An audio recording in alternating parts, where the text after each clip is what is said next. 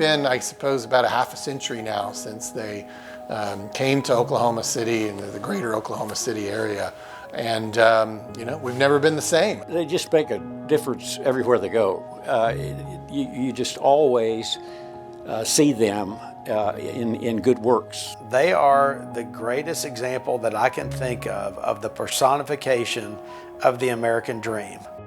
But Mohammad and Jalal's American success story actually began on the other side of the world with an amazing scouting adventure that would change everything for the Farzanehs and for Oklahoma. It was 1967 Iran.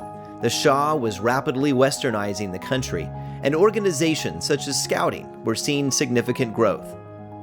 The first memories that I have of Boy Scout or Scouting is when our father was taking us with him to go to the construction sites where he was building the buildings for the Boy Scout of Iran. And back then, he was doing a lot of philanthropic work as a contractor. He would not charge any contracting fee.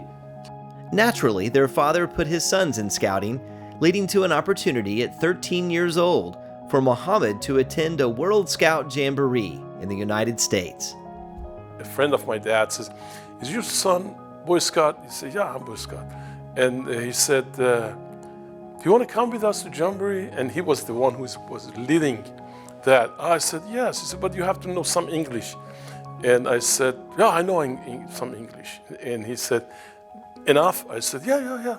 And, I was just not really good at speaking English back then, but he said, "Just tell me I want a glass of water." And I said, "I want water." He said, "No, a glass of water." You could not say the whole thing. I said, "Okay, that's fine." And the whirlwind adventure began. From New York to Washington, D.C., to Niagara Falls, Mount Rushmore, and even Disneyland. We went to Disney, right? $8 ticket. I don't know, it's $200, $300 now. The trip culminated with the Jamboree itself and an incredible encounter with the very origins of scouting. One of the highlights of it was at the end of 4 days, Mrs. Baden-Powell, which was alive back then, one night we just sit down and she talks. Well, if you think about the tenets of scouting and you think about trust, respect, honor, all those adjectives, and that really is Jalal and Mohammad. So it does not surprise me that early on there was this exposure to scouting. The family really kind of discovered the United States personally through the scouting program in Iran back in the 1960s. So, it's certainly a testament. There's a lot of American programs that have gone international through the years, and there's lots of reasons that benefits us, and certainly this is a perfect example. If not for scouting, we might not have Mohammad and Jalal here in Oklahoma City right now. For the Farzaneh family, there is a place for soft international diplomacy in this world, and scouting is at the center. That and Coca-Cola. Being 13 years old, coming from Iran, Coca-Cola was my favorite part of that trip. And my dad gave me about $120 spending money. I think all 120 of them I spent on Coca-Cola. Taken all together, that World Jamboree experience in 1967 led Mohammad to a clear conclusion. He would someday move to America. I think that was it.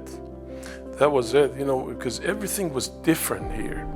Europe was interesting, but then when I come from Europe to the United States, it was wow. The unique thing is this country and how it supports entrepreneurship and doesn't create barriers, but it doesn't give away anything either. You have to earn it. And they did earn it, starting with architecture degrees from the University of Oklahoma. But after graduation, they faced the headwinds of world events. With the Iranian Revolution of 1979, the rise of the Ayatollah, and the ensuing hostage crisis at the U.S. Embassy in Iran, finding work as young Iranians in the U.S. was difficult. So we started looking to create our own jobs. So we started looking at buying a business, and the first business that we wanted to buy was a convenience store. And we go to the bank, we ask the banker if they would lend us money to go buy a convenience store. Suffice it to say, they didn't get that loan, but with their background in architecture and construction, the banker did give them an idea. If you had come here asking for construction loan, I would have given it to you, but I'm not giving you money to go buy a convenience store. And that's how practically home creations started. The brothers completed their first home in 1981.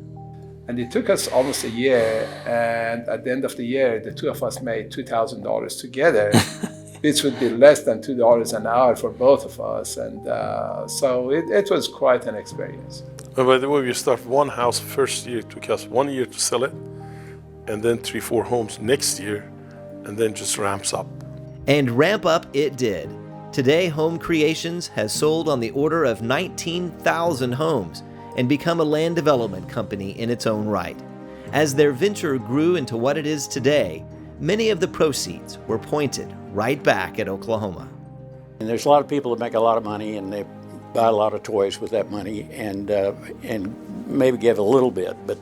But in their case, I think they're genuinely grateful for what this country has afforded them, and they want to give back, and they have very generously in a number of ways. And I think that's what this Distinguished Citizen Award is all about. I mean, it's that you raise your hand when there's a need, and you fill that need. And they've done that time and time again for many, many years.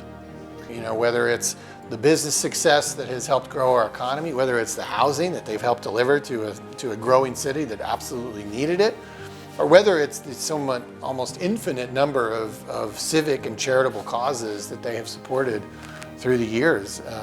They have made a tremendous impact here, and it certainly is. It is a quintessential American success story. But really, I mean, it's their success that we're talking about when we say that. But it feels like it's we, the community, that's been the real winners there. We are grateful to Scouting to recognize us. We are grateful to the state of Oklahoma and Oklahomans. And we are grateful that we have been given the opportunity to live in Oklahoma and be the first generation Oklahoman. Right now we got the third generation Oklahomans living here. Both our children's and grandchildren's, they all were born here in Oklahoma, and Oklahoma's home, and we are grateful to them. You know, think about their story, think about who we are as a country. We are a great melting pot.